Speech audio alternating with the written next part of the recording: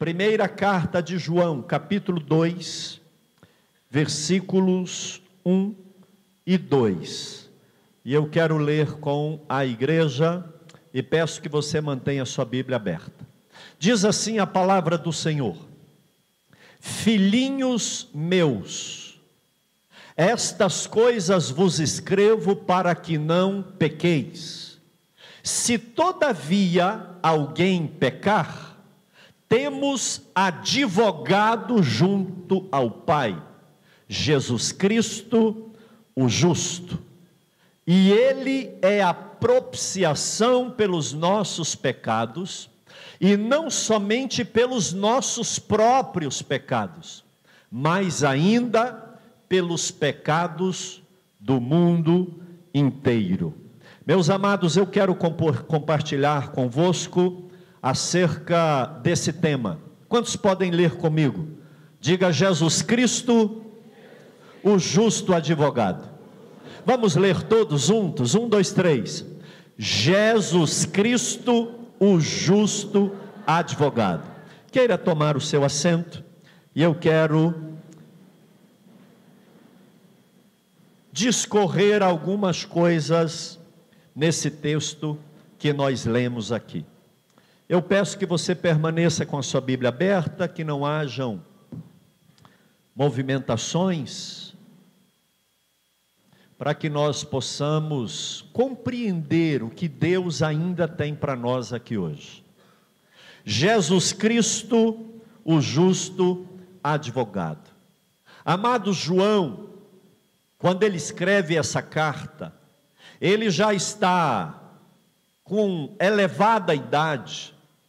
Ele já era um ancião, um idoso, e eu estava lendo alguma coisa sobre João apóstolo. Foi o único dos 12 que morreu de velhice. João, mesmo sendo torturado, ele foi colocado, descido dentro de uma panela, de um caldeirão com óleo fervendo, e aquilo ocasionava uma infecção generalizada, porque a ferida era enorme. Mas João não morre, Deus o preserva, e então ele é levado preso para a ilha de Patmos. Ele cumpre a sua sentença, Deus revela o livro de Apocalipse para João, e depois João ainda vem ao convívio da igreja, dirige algumas igrejas, algumas comunidades de crentes. João dirige. E eu estava lendo alguma coisa que Irineu, um dos historiadores e pai da igreja, dentre outros, a história da igreja, a história do cristianismo de Eusébio de Cesareia, diz que João estava tão idoso e já tão exaurido pela idade, tão cansado, que os irmãos buscavam ele em casa. Os obreiros iam lá e carregava João e o assentava na frente da congregação, do povo reunido na reunião, naquele momento, naquele dia, e João começava a falar com a igreja. E ele, por tudo que viveu com Cristo, por tudo que viveu como cristão, e não é por acaso que ele é conhecido como o apóstolo do amor, João era carinhoso, João era amoroso, aquela pessoa que a gente gosta de estar com ela, que sentiu o brilho do ágape nos olhos de João. João, ele era tão meigo, tão gostoso de estar com ele, que dos 12 apóstolos, era o único que tinha intimidade para colocar assim a cabeça no peito de Jesus, e orar, e adorar, e conversar com Jesus. João, ele tinha uma veia, ele tinha ali, ele desenvolveu na verdade um carinho muito grande, e não é por acaso que ele começa essa carta dizendo: filhinhos meus. Olha que coisa linda, irmãos, olha que gostoso, a gente sente até adotado por Ele, não é? Filhinhos meus. Ele usa aqui uma palavra que é o diminutivo de filho ou criança, tecnia. Criancinhas minhas, olha que coisa gostosa. Filhinhos meus. E a igreja ficava assim, igual os irmãos, com esse ouvido atento, querendo saber o que vinha daquilo, porque o tom de ternura, amados, o amor exalava das palavras do apóstolo João. Isso ele acalentava os crentes, ele acolhia os novos convertidos, porque ele chamava todo mundo de criancinhas minhas, de meus filhinhos. E era filho espiritual, não é? Eram discípulos dele, acolhidos por ele. E ele então se dirige a eles com esse amor, esse carinho tão grande, que eu não posso falar aquilo que eu quero falar de Jesus Cristo como advogado, sem destacar a necessidade que nós amemos uns aos outros, não apenas em palavras, mas em amor de verdade. Amados, Jesus nos ensina a amar o próximo como a nós mesmos, e a Deus sobre todas as coisas. Ele resume tudo dizendo: ame o próximo como você ama você mesmo, ame o próximo como eu te amei, faça para o seu semelhante aquilo que você gostaria que ele fizesse para você e com você, e tenha Deus acima de todas as coisas. Amados, vamos ser mais ternos, mais amorosos na maneira de falar. Vamos externar que nós amamos o cônjuge e o filho e o irmão, na maneira que nós falamos com ele. Talvez a palavra não é nem eu te amo, mas o jeito de falar mostra que eu amo. Filhinhos meus. Jesus diz que quem não ama é porque não o conhece. E João, antes de dirigir uma palavra, uma mensagem, ele pega todos e coloca no colo e fala: filhinhos meus. E com muito amor a Deus e a sua alma, a sua vida, eu quero compartilhar essa palavra com você hoje. Amados, João continua: estas coisas eu vos escrevo. Que coisas? Pastor João, que coisas? Que coisas são estas que o Senhor escreve aos filhinhos? É exatamente o que vem adiante. É o que ele vai escrever a partir dali. Filhinhos meus, estas coisas vos escrevo. Que coisas? Aquilo que a carta vem dizendo. E ele começa dizendo: estas coisas eu vos escrevo para que não pequeis. Amados, nós não podemos aproveitar da graça para pecar. Não é porque estamos debaixo da graça e Jesus nos perdoa, não é porque o sangue de Jesus limpa o nosso pecado, não é porque nós temos um advogado que agora a gente vai entregar a uma vida dissoluta, confiando na graça e na misericórdia. A palavra de João é: eu escrevo para você que é meu filho espiritual, para que você não peque. O pecado na vida do cristão tem que ser semelhante a um acidente. Quem levanta de manhã, coloca a roupa, pega o carro e fala assim: no cruzamento da Tocantins com a Anhanguera, eu vou bater meu carro no poste? Ninguém, em São Juízo. Ali, em frente ao Fujioka, em Trindade, eu vou atropelar uma pessoa? Ninguém. Agora, pode ser que eu atropele, pode ser que abata, um acidente. Agora eu não posso maquinar, eu não posso projetar, eu não posso prospectar, eu não posso enamorar aquele pecado, aquele acidente, flertar com o pecado, porque João fala: meus filhinhos, essas coisas eu vos escrevo para que não pequeis. Não é porque Jesus pagou o preço do meu e do seu pecado que nós vamos viver agora de maneira dissoluta.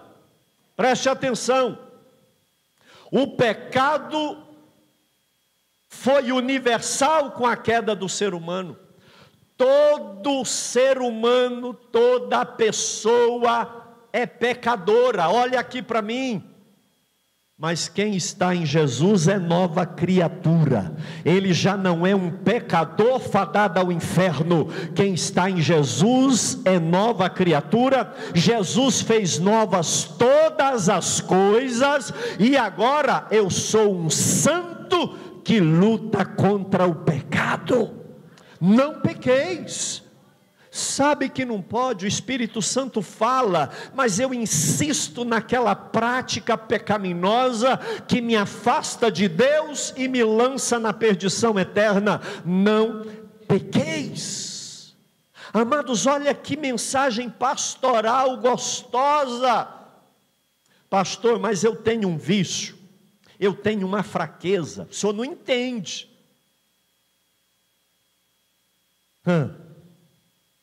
Pastor, eu já tentei de tudo. Pastor, o meu caso é diferente, porque eu vou um tempo, a hora que eu vejo eu caio. Amados, Jesus nos dá vitória sobre tudo, e Ele quebrou todos os grilhões que nos prendiam. Inclusive nós somos livres do pecado, amém? Quem é livre do pecado, diga glória a Jesus, aleluia. Nós somos livres do pecado. Jesus nos dá plena vitória sobre o pecado. Judas, amados, sabedor, conhecedor de tudo que Jesus ensinou, milagres e maravilhas, quis continuar pecando por conta da avareza e perdeu a salvação eterna. Eu encabulo com quantos crentes que conhecem o Evangelho, pregam o Evangelho, memorizam o Evangelho, lê a Bíblia, vai na igreja, mas conhece a verdade e não pratica a verdade. A palavra de Deus é: filhinhos meus, isso aqui está escrito para que não pequeis. Não pequeis. Tiago, no capítulo 1, versículo 14, ele diz assim: cada um é tentado quando é engodado. Você sabe o que é engodado? O que é engodado? Engodo, engano. A pessoa é tentada quando ela é engodada pelo seu próprio desejo. Não é o diabo que me engana, não é Satanás que me faz pecar, é o meu desejo, é o prazer que está na minha carne que me faz pecar. Por isso Paulo fala: miserável homem que eu sou, porque no meu corpo tenho o desejo de pecar, mas na minha mente eu conheço a palavra, e eu dou graças a Deus por Cristo Jesus o Senhor, porque Ele me liberta desse homem miserável que eu sou. Não pequeis, não pequeis. Amados, o amoroso, carinhoso pastor João, que chama a mim de você de filhinho, fala: não pequeis. Já idoso, talvez a voz trêmula, não tinha esse vigor, mas ele falava com muito amor, dizendo: filhinhos, não pequeis, não pequeis. Paulo, escrevendo aos Coríntios, ele diz assim: nenhuma tentação veio sobre você que não fosse humana. Sabe o que é isso? A tentação que vem sobre você, vem sobre todo ser humano. Por que uns conseguem e você não? Não pequeis. Diga isso para quem está do seu lado com muito temor: não pequeis, não pequeis. Vamos vigiar, Você é um santo homem de Deus, você é uma santa mulher de Deus, você tem a marca do sangue de Jesus, você é cheia do Espírito Santo de Deus. Amada, os seus olhos refletem o brilho do Espírito Santo. Não pequeis. Agora João, amoroso, cuidadoso, ele sabia também que olha aí, pode ser. E ele coloca se, todavia. Ele dá ênfase aqui nessa ideia. Se, uma partícula condicional. Olha, eu estou escrevendo para você não pecar. Agora, se. Aí, não satisfeito com essa partícula condicionante, ele coloca aqui essa conjunção. Se, todavia. Entretanto, contudo, se porém você pecar, sabe o que ele está dizendo aqui? Ele está dizendo que ele sabe do problema que o ser humano tem para lutar contra o pecado.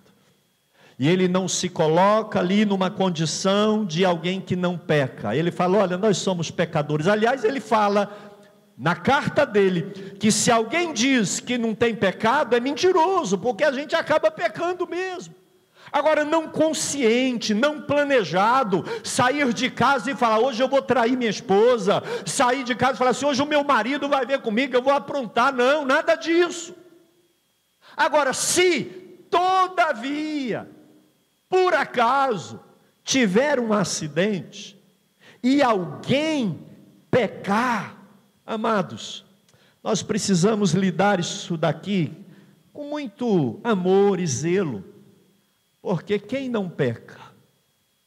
Eu me lembro quando levaram aquela mulher, na verdade eles queriam fazer uma armadilha para pegar Jesus, porque pegaram uma mulher em franco adultério e levaram até Jesus para apedrejar, já com as suas pedras na mão. E a lei dizia que ao pegar alguém em adultério, deveria ser levado e julgado e apedrejado. A lei dizia isso. Mas eles levaram só a mulher. Cadê o cara que adulterava com ela? Não é? Aí ele manda matar só a mulher e a gente condena Jesus e está resolvido. Amados, Jesus escuta, olha, essa mulher foi pega em adultério, foi? Ele se curva, começa a escrever no chão. A gente não sabe o que ele escreveu, mas alguns dizem que ele começa a escrever os possíveis pecados deles. Pornografia, mentira, corrupção, fica idolatrando, e ele escreveu alguma coisa. O certo é que depois que ele escreveu na areia, ele levanta e fala assim, quem não tiver pecado, joga a primeira pedra. Eu acho interessante que a Bíblia fala que começando dos mais velhos, o mais velho, ele tem mais consciência de pecado. Talvez o jovem, né, pela imaturidade, ele não entende que tem que consertar. Alguns jovens ainda ficaram com a pedra na mão lá, eu não vou errar não, eu não tenho pecado. Mas hora que os mais velhos, a Bíblia diz, começando dos mais velhos, jogaram a pedra fora e foi saindo de um por um.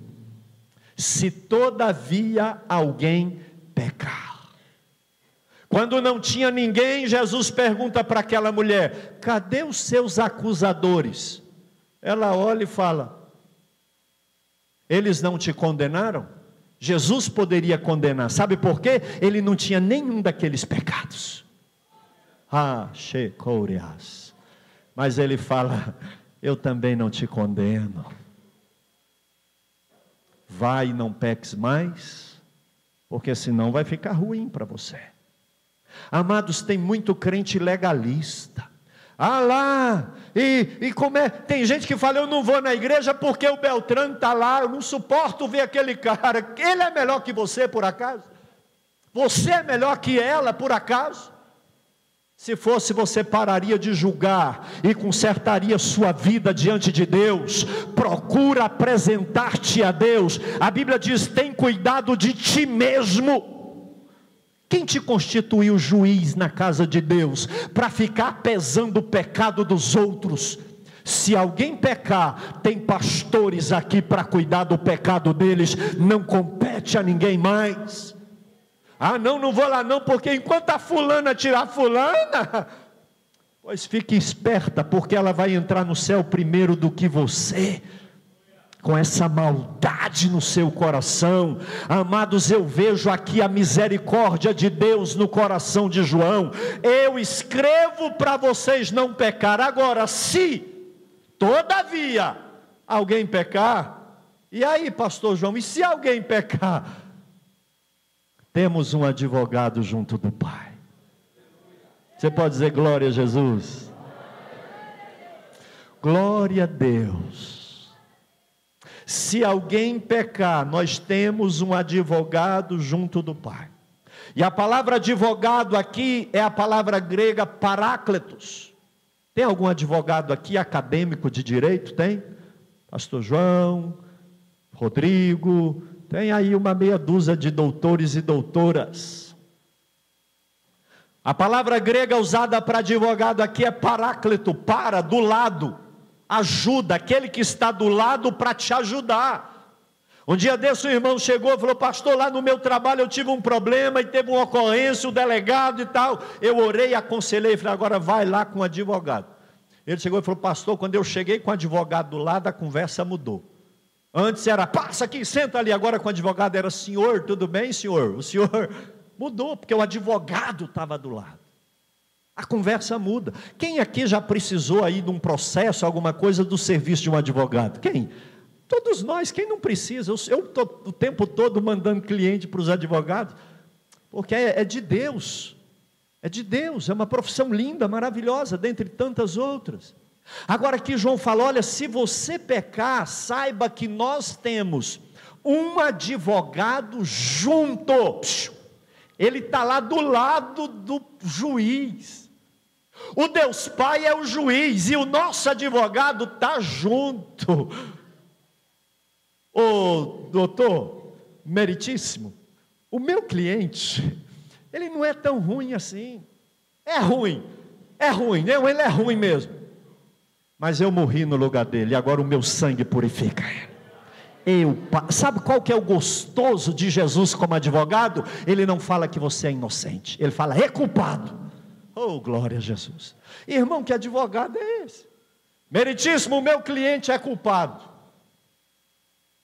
Cruz nele. Só que deixa ele aí do lado, porque olha a marca da cruz, que eu morri no lugar dele. Jesus como advogado, ele não trabalha pelo seu honorário. Jesus como advogado, ele paga o preço da sua liberdade. Aleluia. Olha, eu escrevo para que você não peque. Agora, se pecar, saiba que você tem um advogado junto do Pai. Paráclito significa ajudador, consolador, aquele que vai do lado para te ajudar. Na hora que o juiz pergunta, quem responde é o advogado. Fica calado, eu vou responder por você. Imagine aqui comigo, irmãos, na corte celestial. Imagine aqui, dê asas à sua imaginação. Na corte celestial, está lá o diabo e os demônios acusando. Essa aí não vale nada. Esse aí, eu sei tudo dele. Acusa. Jesus está lá ouvindo.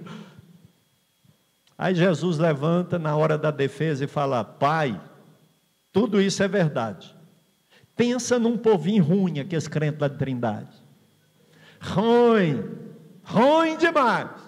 Inferno que eles merecem. Só que, Pai, eu não tenho pecado, porque aqui fala que ele é um advogado justo, sem pecado. Ele fala: Pai, olha a defesa, irmãos. Pai, a marca aqui, ó Pai. Pai, aqui o espinho da coroa. Pai, aqui a lança que entrou. Pai, peraí, Pai, deixa eu tirar o sapato aqui, olha meu pé. Sabe o preço que ele tinha que pagar? Eu já paguei. Paulo escrevendo, ele diz que a cédula que nos era contrária, Jesus rasgou e cravou na cruz. Tchá! Ele pagou o preço na cruz do Calvário, por mim e por você. Tem muita gente refém do pecado, doente por causa do pecado. Tem muita gente que não dá conta de ficar livre desse pecado. É porque você ainda não tomou posse daquilo que Jesus já fez por você. Você tem um advogado que te defende diante de Deus. Levante a sua mão e diga glória a Jesus.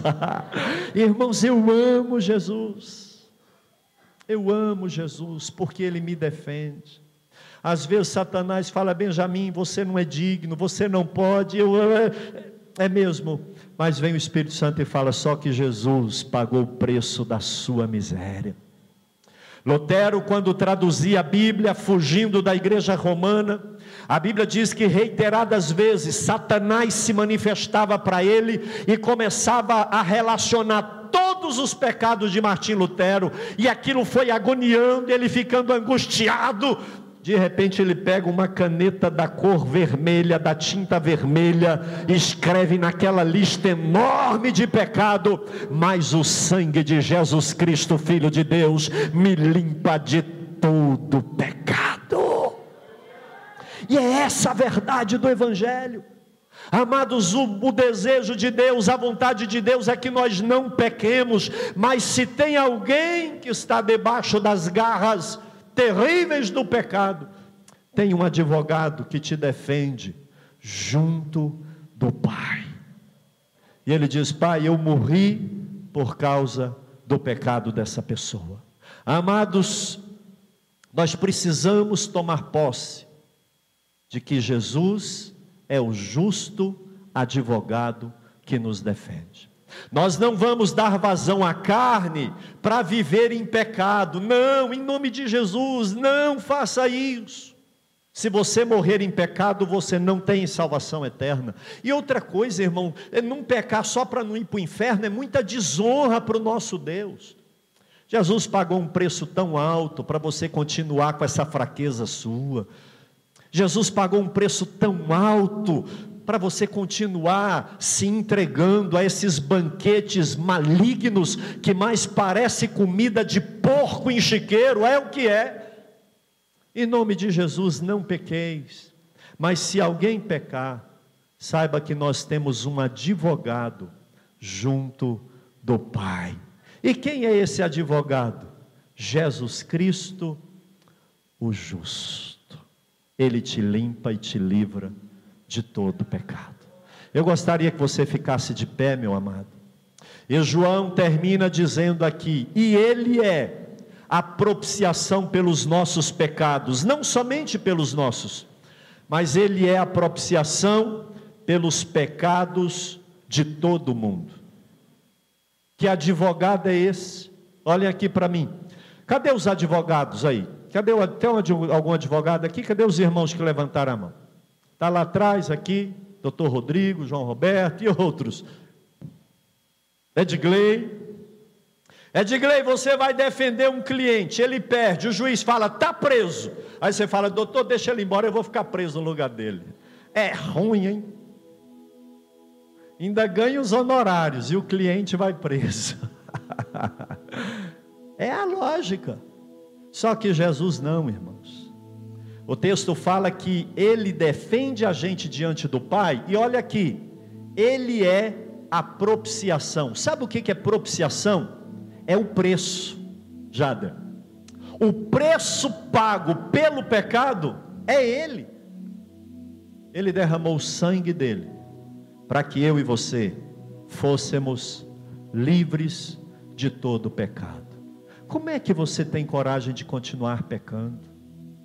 Lá em João capítulo 1, versículo 29, a Bíblia fala que Jesus vai caminhando na direção de João Batista. E quando João Batista vê Jesus de longe, ele fala: para tudo. Eis o Cordeiro de Deus, que tira o pecado do mundo. Diante de Deus Ele é juiz. Mas ele é advogado, mas ele é um advogado que pagou o preço dos nossos pecados.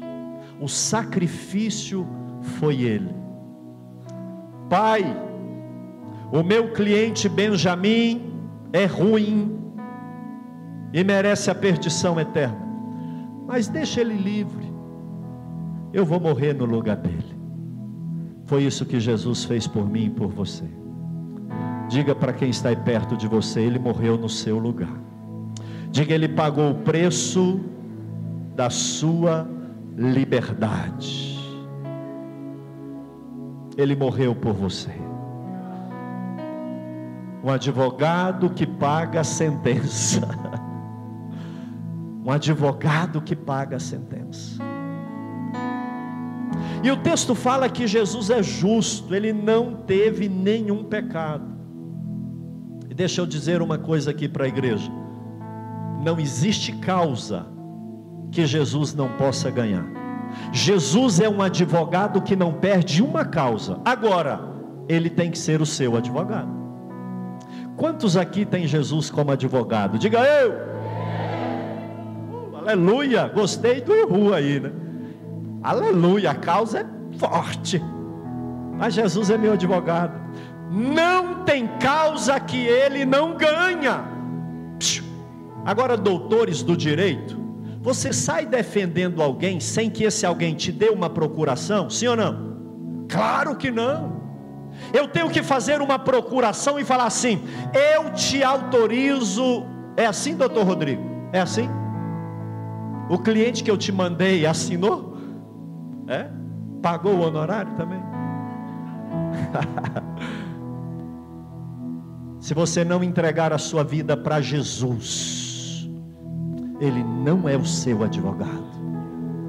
Jesus só defende diante do Pai, e o sangue dele só tem valor para quem fala assim: eu te aceito como meu advogado. Aleluia. Levante a sua mão e adore Jesus. Você que já aceitou Jesus, adore Ele.